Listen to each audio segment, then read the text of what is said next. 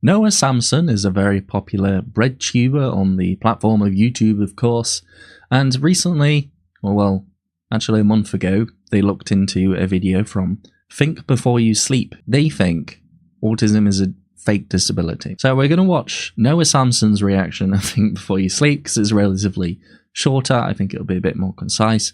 And we're going to dive into what exactly Think Before You Sleep has been saying. So let's do it. Now's your chance. You still have time to pause the video and go outside. You're still here? Okay. Slops on. Come get your slop. My best friend in the whole wide world and favorite collaborator here on YouTube.com is called Think Before You Sleep. You know him. I think this is sarcasm. I don't think he likes him. You love him. He has almost 1 million subscribers. 2 months ago, he released a video called Why Women Won't Date You. In this one, he's responding to a couple of guys who are kind of weird guys and having trouble dating or self-describe as incels. And he basically gives them some advice on what to do. Some of the stuff he says I actually think is totally fine. Like he tells them to touch grass. Touch grass is one of those things that everyone jokes about, and it seems to piss off the average angry guy on the internet. Touch grass. Actually, I have a nice little tiny miniature allotment on my desk, so I can touch grass every time that I like. Homie, what do you think about that? But it's said a lot because it's true. He recommends that guys go to the gym. Walter looks like a twig right now, but in 3 to 6 months of beginner lifting mixed with a proper sleep schedule and a good diet, he could double his size, which will not only make him look more masculine, but also help him fill in his clothes better. I might have said it in a different way, but as a gym cell myself, I agree with the general sentiment expressed here. One thing I thought was cool was at the start of the video, one of the first things he says is that you shouldn't go to Starbucks. Why are you going into a Starbucks by yourself as a guy? Starbucks is like... Why are you going into a Starbucks by yourself as a guy? I don't know. Maybe because you like Starbucks. Maybe that's the reason. Maybe he doesn't want to look masculine, yeah. For women, and their coffee tastes like burnt crap. So there's really no point in purchasing anything there unless you're buying coffee for a girl that you're with. I'm also in favor of boycotting Starbucks for slightly different reasons. But hey, if this helps tank their stocks, then go for it. Now, the reason I'm talking about this video today is because there's also some stuff in it that I thought was pretty weird. The first thing that happened is that he described an awkward approach from this guy as being autistic. If he wants to know why dating is hard in the current day, it's because he opened up a conversation with a chick he doesn't know in a very autistic way. Oh my God, you have a shirt with Death Cab for Cutie on it. That's been my favorite band since I was 14, and you're wearing that shirt. The conversation is very much about you when you say things like that. So is he here? The good old autistic Riz. The legendary Riz that I've heard about. I don't think that's a bad way of opening. Look, the thing is with approaching and talking to people, usually it doesn't really matter. You're referencing the fact that autistic people. It doesn't really matter what you say. If you're approaching someone who you like the look of, and you can just hold a conversation, you can say like, "Hi, how's your day been?" or something. It doesn't matter what the opening of the conversation is, because generally people make split decisions or split judgments about people. So even if you were to construct the best approach pickup line that you could think of, it doesn't really matter if they don't want to speak to you or don't like the look of you. You know, there's not this careful, socially conventional line that you have to trod on to have any success. You know what I mean? There's not a cheat code. Sometimes often do have trouble reading social cues, or is he using it as an insult? And later in that video, we get an answer to that question when Sean makes the claim that autism is a fake disability that people can train their way out of. Outside of that, and continuing with the notion that autism is a fake disability, because almost everyone who claims they have it can just train their way out of it, probably the only way that Raymond's going to catch up enough socially to the point where a woman would be willing to date him is to learn conversational skills through therapy. Think Before You Sleep understandably got a lot of backlash in the comments from... Holy goddamn. Most people can train themselves out of being autistic. I think that's a great idea. Let's just contribute to people's dissociation from their own identity, leading them to partake in things that they don't enjoy with people that they don't particularly like, putting on clothes that they don't like, and generally just trying to mask every part of their being in order to be accepted. That's the best way of going about it, of course, 100%.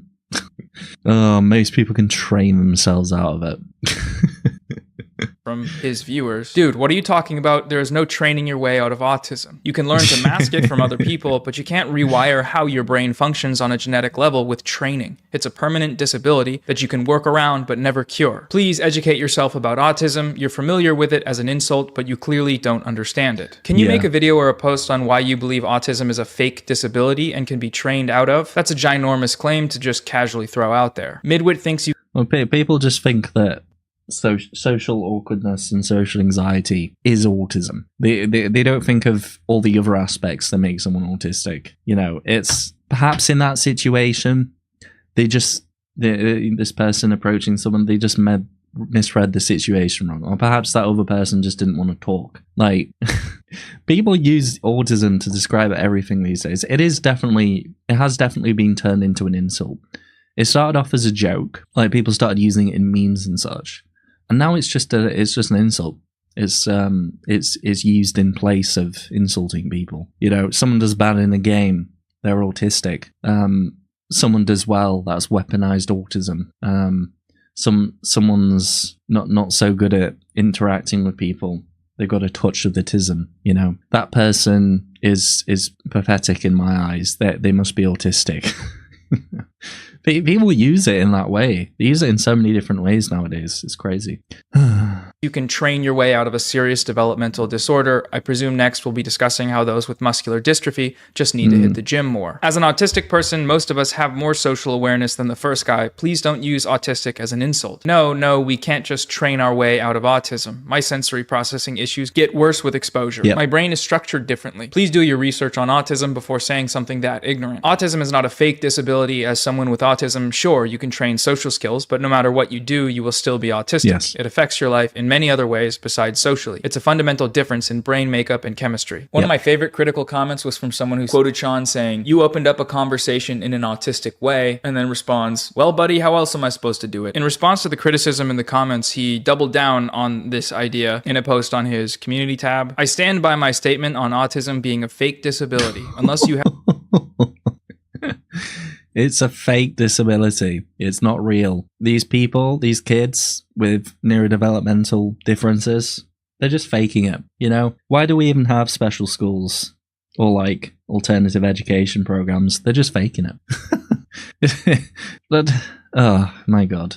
You have Rain Man autism, you aren't disabled. Down syndrome is a real disability. Tourette's is a real disability. Cerebral palsy is a real disability. Autism, dyslexia, and ADHD are like the type 2 diabetes of mental disorders. You can remove the negatives of them with changes in behavior. You cannot do that with Down syndrome, cerebral palsy, or Tourette's. Quite honestly, I'm tired of everyone on the internet diagnosing themselves with crippling, incurable autism simply because they are a little lacking in social skills and because they have social anxiety. Get over it. Most of you would be cured with a little meditation and 6 months of leaving your house 1 to 2 times per week. I had a family... There you go, guys. All of your autism questions answered in this very video. You've got to do a little bit of meditation. You know that guy who was telling us we need a 10-step morning routine? Maybe they're right. Maybe everything will be fixed by meditating for 20 minutes and leaving your house 1 to 2 times a week. So type 2 diabetes is fake diabetes. Oh, Jesus. Family member who would constantly blame other people for her problems and say that she couldn't get ahead in life because she had crippling ADHD, to which I would say, you don't have ADHD, you're just crazy. Put real effort into managing your negative behaviors and the problems you are experiencing will go away. If you have dyslexia, then read The Dyslexic Advantage. You aren't stupid. Your brain is better at different things than other people and is worse at things that people are normally good at. Right, so they're injecting a little bit of neurodiversity in here, which is strange considering what they've been talking about. Dyslexia is also a common indicator of successful people, even with things like schizophrenia. You'd be surprised at how many people that have it because they are drug addicts, not because they actually have the disease. I'm tired of all the complaining from people. Stop diagnosing yourself as hopeless because you watched a YouTube video that said you are neurodivergent if you don't like certain smells. This is ridiculous and you're ruining your lives because you don't want to make simple changes and discipline yourself over time. Yeah, it's a skill issue, guys. Any issues that you have in this world due to neurodivergence, it's just a skill issue. You just need to do a bit of meditation and touch grass, apparently. That just solves everything. Anxiety in different situations, not just social yet. This is incredibly ignorant. Imagine people feeling okay enough to boldly speak in this manner. It's what I've pointed to quite often. There is a major disconnect between people's levels of confidence and their competence at the moment. So you get people who talk very, very solidly, very, very surely about something that they don't really know much about, but they think that they have to because they've got this platform. You know, they might be talking about one thing that they know a lot about, and then they divert and they talk about something else, but like the levels of awareness and education that they have on that new thing is just completely out of whack. But they still maintain this level of surety certainty about their own views on it. Perhaps the problem is the disability word. If it was changed to autism condition instead, would it be better not to rub people the wrong way? No, I don't think that would change it. They'd probably get upset at that because you're changing the language. I don't think it would fix anything. This is peeing me off. It's always the most ignorant that double down on affirmations. It's your fault because you don't discipline yourself. Okay, Chad, thanks for solving all our issues. Yeah. Duke Nukem says you can learn social skills, but NT people can immediately sense your masking or subconsciously and ostracize you. Therefore, it's a disability. I wouldn't say that social skills are the same as masking. I think that there's a big difference between understanding how neurotypicals work and how you work, and sort of bridging that communicational gap. But masking is just completely taking on a different identity, which is basically what they're saying to do. Train yourself out of it. It's not really. You keep getting put in timeout for normal comments. I'm sorry to hear that, Tony. I don't mean to do that purposefully. Disability isn't a dirty word now. No. So why am I bringing this up 2 months after the fact here? Well, last week I released a video called The Team Sports of Online Leftists. I talked about a bunch of stuff in it, but I also, in passing, responded to some criticism I got for my Think Before You Docs video. He made a post responding to that video, and then I made a video addressing 3 things from that post. The only point he responded to from this video, which was also the kind of least important one, was when I was like, why are we using the R word? I guess the R slur, why? Why use that? He then responded to that video with a tweet where he says, I would like to formally apologize to Noah Sampson for saying the R slur. I now realize that this word is incredibly offensive, and I certainly wouldn't want to say the word retard, R slur, to intentionally discourage certain types of people from reading my tweets. I mean, this is a pretty... Fair enough, I guess, if they're being genuine about it. I think that's where autism being used as an insult has come from. People get upset and people get attacked and people get corrected when they use the R slur. And so they've reverted to using autism because that's not really something that, I mean, it is something that people will get upset about, but perhaps it's not as in your face. It's not as known about as being a bad word as the R slur. I internalized this kind of ableism for decades. Believe me, if you could train yourself out of it, I'd be depressingly neurotypical by now. 100%. Yeah. I mean, I did get very, very good at masking when I was in my early 20s. The problem was not the results. The problem was the identity issues and self-esteem issues that came from masking so often, and the people I would attract with that mask, Predictable response, right? He doesn't care, which is why he used the word in the first tweet and then is using again here, doing sort of a bit. It's a really good bit. It's a funny bit, especially if you're 35 years old. That one was more so me thinking about my own audience rather than, the target of the video. If I was directing my criticism towards him directly, it was dumb to even bring that up. It doesn't make any sense. So lesson learned there, I suppose. I'm not here as the Twitter police. This guy can say whatever he wants online. I'm just curious if this notion that he doesn't care if he alienates people on his Twitter for using the R word, if that applies to YouTube as well, because that is what seems to be happening or happened due to the same sort of mentality we see on display in these tweets. Someone in the replies to this tweet gives Sean the R word pass, and I thought his I think the reason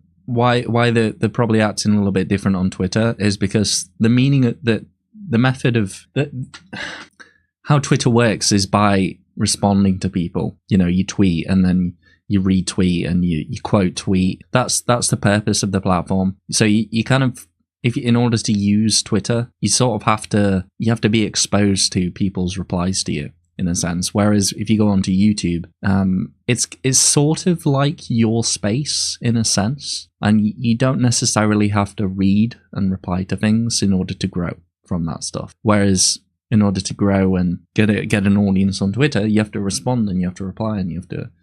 So that's probably why they have differences when it comes to Twitter. I imagine that would be similar for me, I guess, if I was to do that. Wait, what are they saying in this tweet?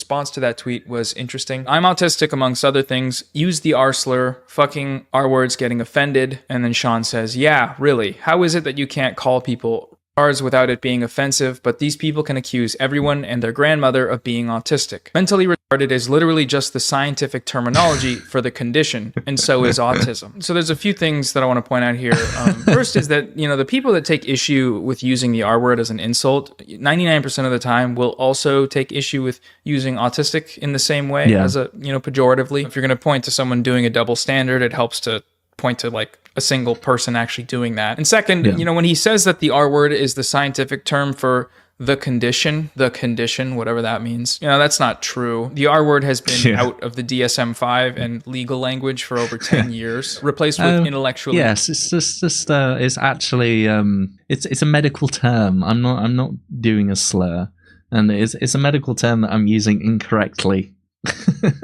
For things. So it used to be mental retardation was changed to intellectual disability, but intellectual disability is not autism. People who are autistic can have intellectual disabilities for sure, but it's also the wrong context, so it's an incorrect fact in multiple different ways. What was your bad joke, half god? I'm not going to look for it, don't worry. Where do they think slurs come from? Plenty were accepted scientific terms. Yeah, for sure.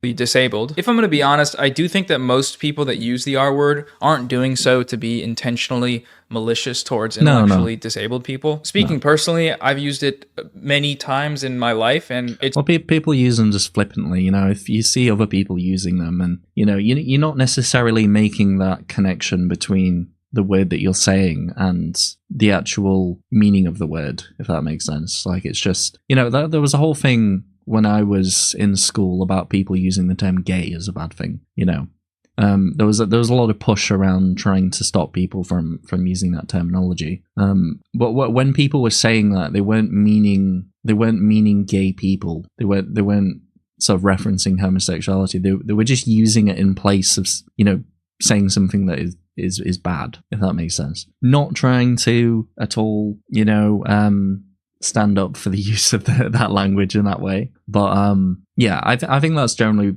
how most people would use terms like this, but it's not necessarily a good thing, I would say. And especially if you have a big platform, you've got to be perhaps a little bit more sensitive when it comes to stuff like that, I would say. I don't think most people who use these words are bad. I think the usage and hate used in them is... It's just not nice for us to be like, especially for us if we have autism and it's part of our identity, and someone calls things autistic in it for a bad reason, that's autistic, as in not good. It's just kind of like, why are you saying that it's not good? It's not good. We don't like that. It's not enjoyable to be our identity used as an insult. The best way to respond to someone who is using autism as an insult is just say, yes, I know I'm autistic and I'm awesome. You just take it in a really... Someone says, well, that's a bit autistic. I'm like, thanks. I didn't think you'd realise. You flirter, you. It's always just been a sort of potent replacement for calling something stupid. That doesn't mean it's not still ableist and harmful and frankly just kind of cringe. It is. It's all of those things. But I feel like it's a few degrees of separation away from, direct, overt discrimination or bullying. You might disagree with me on that, but that's just how I see it. That said, though, I do think that when the person using it thinks autism is fake... Autism is a fake disability. That people can train themselves out of it. Almost everyone who claims they have it can just train their way out of it. That uses the word autistic, like the diagnosis, in the same way as a pejorative. He opened up a conversation with the chick he doesn't know in a very autistic way. Doubles down when a bunch of people in his audience point out that this is just factually untrue, and just generally has no clue what he's talking about when it comes to this topic. That feels different. That feels like a little more than the average R-word user. Because I've genuinely never seen that claim that autism is a fake. Well, Think Before You Sleep does a lot of content around woke people. So I'm pretty sure that the autistic community has been bundled into this idea of people being woke, which is quite silly. Well, I guess it makes sense in a sense because, you know, diversity related stuff tends to come from the left sort of political side and my understanding of this kind of stuff. But like being autistic doesn't make us woke. You know, that's not how it works. Stupid also started as a medical term. Disability, and now we have, and that's fun, and that's why I love this guy, and he's my favorite YouTuber, and he's my best friend. So anyways, that's just a quick one. Hope you enjoyed. Let me know what you thought. Don't forget to go outside, take a deep breath, call somebody, take a walk, like the video, subscribe to the channel, check out your small business and stuff. Bye. See ya.